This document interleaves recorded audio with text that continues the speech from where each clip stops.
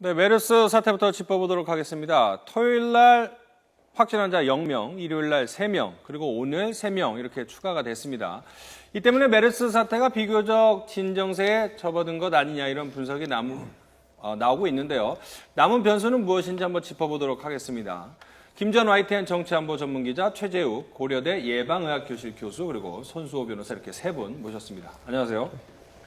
자, 먼저 교수님께 여쭤보면 오늘 사망자가 2명이 나왔고 확진 환자는 3명이 나왔습니다. 그 앞서 설명드린 대로 토요일 날은 또 확진 환자가 0명이었거든요. 네. 그래서 오늘 많은 언론에서 이제 진정세에 접어든 거 아니냐 이렇게 분석이 하고 있던데 어떻게 보십니까? 네, 통계적으로 본 수치를 보면은 진정세 국면이라고 볼 수도 있겠습니다만, 네. 그렇지만 이번 메르스 사태도 그렇고 또 사우디아라비아 사태도 그렇고 이미 잘 알려져 있다시피 돌발 상황에 대한 이 대처 부분이 굉장히 중요합니다. 즉 수포 전파자가 병원이라는 환경으로 인해서 예측치 못한 상황으로 다시 감염이 확산되는 이 부분을 어떻게 잘 잡느냐가 이런 진정세 국면을 유지하느냐 못하느냐의 관건이고요. 그런 면에서 아직 이런 부분을 안심하다고 얘기하기는 좀 이르다고 생각합니다. 지금까지 이제 우리가 슈퍼 전파자면 3명을 지목하지 않았습니까? 네네. 1번, 14번, 16번. 네. 이 세 분에 대한 전파는 이제 사실상 끝났다고 봐야겠죠? 예. 그러니까 또 다른 슈퍼 전파자가 나올 것인지 그 부분에 이제 촉각을 좀 곤두세워야 되겠군요. 네, 맞습니다. 자, 오늘 사망자 2분을 보면 고령인데다가 기저질환 이제 암을 앓고 계셨는데 암이라는 중증을 앓고 있는 분들에게는 독감 같은 좀 센 독감이 들어가도 사망을 할 수 있는 건지 치사율이 이제 15%인데 아니면 메르스의 치사율이 높은 건지 어떻게 봐야 됩니까? 아직 그 점에 대해서는 명확하게 어떤 입장을 밝힐 수 있는 역학 자료가 아직 만들어지는 않았습니다만 지금 그런 과거에 그런 것과 비교했을 때 그 정도로 더 심하거나 더 위중한 질병 이 메르스가 그렇다고는 볼 수는 없을 것 같고요. 지금 말씀하신 대로 고령자인 경우에 이렇게 사망하는 경우에 이 통상 다른 그 바이러스 폐렴 유발하는 그런 것과 큰 차이는 없는 것으로 생각됩니다. 그러니까 말씀하신 것처럼 저 통계를 모아서 분석을 해봐야지만 다른 바이러스보다 메르스의 치사율이 높거나 치명적이다 이렇게 속단하기에는 아직도 이르다. 맞습니다. 높다 낮다 하기에는 좀 이르다. 네, 그런 면에서 큰 우려는 아직은 할 정도는 아니라고 생각합니다. 하지만 매우 높은 것 같지는 않아 보인다 이렇게 정리할 수 있겠군요. 네. 그런가 하면 의료진의 메르스 감염도 또 늘었습니다. 169번 환자의 경우 이 삼성병원에서 135번 환자를 치료하던 의사라고 들었거든요. 계속해서 의료진 감염도 줄지 않고 있는데 혹시 또 이 병원 안에서 또 허점이 있는 거 아닐까 이렇게 걱정이 되기도 하거든요. 예, 그 점은 여전히 우려되는 부분이고요. 즉 병원 내의 감염 관리의 수준이 여러 가지 문제로 지금 추가로 의료진 감염을 일으키는 문제점이 되고 있습니다. 병원 내의 그 감염은 크게 3가지입니다. 시설 기준, 그다음에 적정한 개인 보호구를 지급하는 기준, 그다음에 교육 훈련 부분이 굉장히 중요한 부분인데 3가지로 나눠 볼 수 있는데 지금 3가지가 다 좀 부족한 거는 다 잘 알고 계시지 않습니까?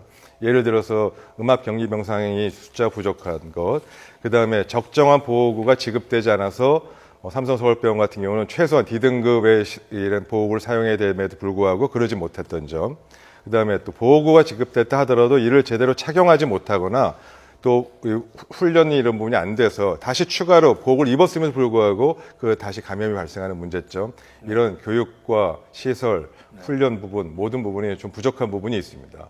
그래서 그 부분이 빨리 보완이 돼야 되는데 한 가지 말씀드리고 싶은 거는 그러한 면에서 지금 시급하게 이제 정상화를 지금 돼가는 부분도 있지만 의료의 여건상 이런 부분이 제대로 지켜지기 어려운 부분이 있는 게 사실입니다. 예를 들어 응급 상황이 발생했을 경우에 심폐소생술을 해야 되는 경우는 옷을 입고 벗는데 10분, 20분이 걸리는 이 부분을 입고 할 수가 없거든요. 그럼 당장이라도 뭔가 조치를 해야 되는 그런 상황이 어쩔 수 없이 발생하는 점은 있고, 그런 면에서 의료기관이 근본적으로 이런 바이러스에 취약할 수밖에 없다. 이런 점 다시 한번 말씀드리고 싶습니다. 그러니까 의료진 감염자가 나왔을 때 왜 의료진이면서 왜 전염이나 감염에 부실하게 대응했냐라고 비난을 하기보다는 응급 환자를 살리기 위해서 자신이 감염될 위험성이 높은 상황에서도 심폐소설 같은 응급 조치를 하기 때문에 불가피한 측면도 있다. 오히려 그분들의 희생적인 측면을 좀 강조할 부분도 있군요. 네, 그런 부분도 같이 고려하면서 종합적으로 대책을 빨리 마련하는 것이 필요하겠습니다. 물론 이제 의료진들이 응급 환자를 살리기 위해서 희생하는 부분도 있지만 좀 놀라운 것은요. 지금 그 방호복 같은 경우에 이제 D등급을 사용한다고 그랬는데 보니까 고글과 마스크를 썼지만 일부는 노출이 되지 않습니까? 네네. 왜 C등급이나 좀 높은 단계를 안 쓰는지 좀 궁금합니다. 예, 그 점은 좀 잘못된 부분입니다. 예. 그래서 특히 예. 이 기관 내 삽관이나 심폐소생술이나 예. 이런 위험한 즉 그 바이러스가 많이 나올 수 있는 시술을 할 경우는 반드시 C등급을 써야 되고 그것이 현재 우리 방역 당국의 기준이기도 합니다. 네. 그렇지 않은 일반적인 그 진료인 경우는 D등급을 써도 됩니다만 네. 이런 부분들이 정확하게 의료진에게 알려지지 않은 점도 있고요. 예. 또 그렇게 하려고 싶어도 C등급이 제대로 초기 단계에서는 공급도 안 됐습니다. 예. 그래서 이런 여러 가지 문제 다각도로 있고요. 네. 아까 말씀하신 대로 C등급을 반드시 써야 되는 부분은 D등급을 써야 되는 부분은 반드시 제대로 훈련과 그다음에 고지가 예. 잘 되어야 된다고 봅니다. 네.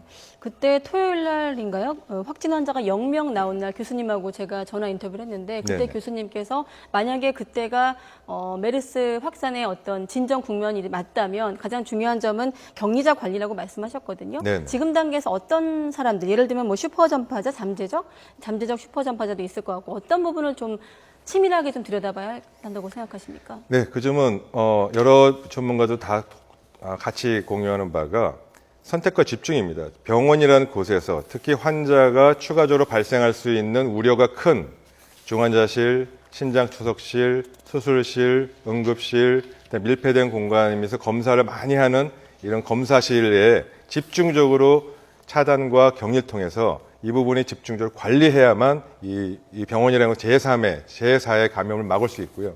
그런 부분에 대해서 관리가 안 된다면 또 다른 이 추가 감염 확산의 부분은 분명히 인정하고 준비를 해야 됩니다. 저희가 이제 뭐 남은 변수는 이렇게 해서 짚어보고 있는데 추가적인 슈퍼 전파자가 나올지에 이제 촉각을 곤두세워야 된다고 말씀을 하셨는데요. 지금 3명이 조금 관심 대상 아니겠습니까? 네네. 제주도 여행을 갔다 왔던 141번 환자가 있고요. 그다음에 삼성 서울병원 응급실 이송 요원이 있고요. 그다음에 강동 경희대병원에서 신장추석실에서 신장치료 받은 분 이렇게 3분이 있지 않습니까? 네네. 한 분씩 짚어보도록 하겠습니다. 삼성 서울병원 응급실 이송 요원이 문제가 됐던 것은 자신이 확진 판정을 받지 않은 상태에서 발열 증상이 있는 상태에서 일주일 동안 서울 시내 지하철을 계속 출퇴근하지 않았습니까? 근데 네. 뭐 서울시에서는 추적 조사 결과 걱정을 하지 않아도 될 것 같다라고 했는데 실제로 그렇게 봐도 될까요? 그 부분은 좀 지나친 낙관입니다. 이미 네. 당연히 그런 상황에서 있다면 감염될 우려가 있는 분들이 분명히 있고요. 네. 이미 어느 정도 감염 가능성이 있는 사람들이 존재할 겁니다. 예. 근데 한 가지 생각해 보십시오. 예. 현재 이 메르스 감염에 대한 검사를 받으려면요. 조건이 2가지가 있어야 됩니다. 네. 첫 번째, 메르스 환자와 접촉했다는 사실을 있어야 되고요. 두 번째, 그리고 그에 해당하는 증상이 있어야 돼. 이 2가지 충족해야 검사를 하고 있지 않습니까? 예. 근데 그렇게 지하철이나 이런 공공기관에서 감염 경로가 불분명하게 된 분들은 예. 지역사회에서 돼도 내가 메르스 환자하고 접촉했는지 알 수가 없습니다. 그렇죠. 알 도리가 없습니다. 예. 그러면 단지 감기나 이런 고열 증상, 메르스 실제 증상이 발생했지만 예. 그걸로 병원에 가서 내 검사해 주세요라고 해도 예. 검사가 안 됩니다. 그러면 진단을 받을 수가 없어요. 진단을 못 받으면 결국 못 찾는 거 아닙니까? 예. 자, 이런 부분이 현재 맹점입니다. 그래서 지나치게 이 메르스가 이 지역사회에서 발견되지 현재 보고된 게 없다라고 생각하는 거는요. 예. 메르스 환자 실제 보고되지 못하는 그런 상황이기 때문에 이걸 못 찾는 거에 대한 가능성을 충분히 고려해서 판단하셔야지 네. 그걸 갖고 안 된다고 얘기하는 거는 좀 문제가 있습니다. 그러니까 메르스 환자가 없는 게 아니고 못 찾는 거일 수도 있고 본인 스스로 자각을 못 하는 걸 수도 있는데 그래서 지금 상황에서 속단을 할 수 없다면 제주도 여행을 갔다 온 141번 환자와 동행했던 일행 11명이 음성 판정을 나왔다. 이 부분은 그럼 어떻게 봐야 될까? 이분은 안심해도 됩니까? 네, 그런 경우는 당연히 안심하셔도 됩니다. 예, 근데 아까 말씀드렸다시피 예. 환자분 중에서도 확진자분 중에서도 예. 폐렴 증상이 있거나 또 그렇게 해서 이런 이 비말이나 에어로졸 발생이 많이 시키는 분이 이 주위의 전염력도 높습니다. 그래서 그런 부분들을 감안해서 어떤 분은 좀 많이 감염력이 높고 어떤 네. 분은 감염력이 이렇게 낮고 그런 차이가 있기 때문에 예. 일률적으로 평가하기는 좀 어렵습니다. 예. 마지막으로 강동 경희대병원 신장추석실에 계셨던 분들 한 100명 남짓 되는데 이분들에 대한 전파가 가장 걱정이 되고 있거든요. 언제까지 어떻게 조사를 하고 지켜봐야 될까요? 예, 다행히 그 강동 성심병원의 그 신장추석실에 같이 있던 분들은 다 추적이 가능합니다. 예. 그래서 그 부분에 대해서 지금 방역당국이 전부 전원 다 조치와 확인을 하고 있기 때문에 예. 그 점에서는 추가 발생이 설사 있다 하더라도 통제 가능한 범위 내에 있기 때문에 그로 인한 추가적인 또 확산은 아마 우려 문제가 없을 거라고 생각합니다. 그러니까 저희가 3명의 슈퍼 전파자 가능성 있는 분을 말씀드렸는데 강동 경희대병원과 거기는 통제가 가능하고요. 제주도 여행 141번 환자도 다소 걱정을 안 해도 되고 오히려 이송요원의 지하철 같이 탑승했던 분들이 조금 걱정이 되는 상황이군요. 맞습니다. 예, 알겠습니다. 네.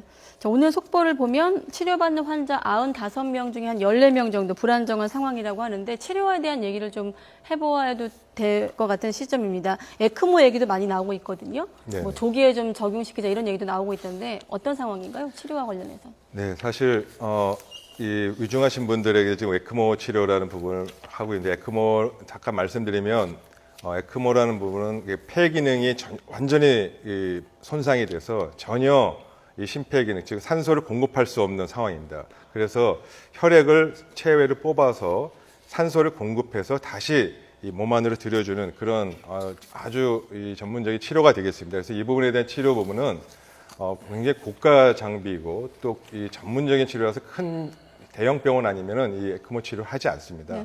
그래서 그 부분에 대한 이 위중한 메르스 환자분은 에크모 치료가 효과가 있다는 보고들과 함께 또 그게 또 유일한 또 대안인 부분도 선택적으로 해야 되는 부분도 있어서 지금 적극적으로 치료를 활용하고 있고요. 여러 가지 면에서 지금 의료계는 최선을 다하고 있다고 좀 생각합니다.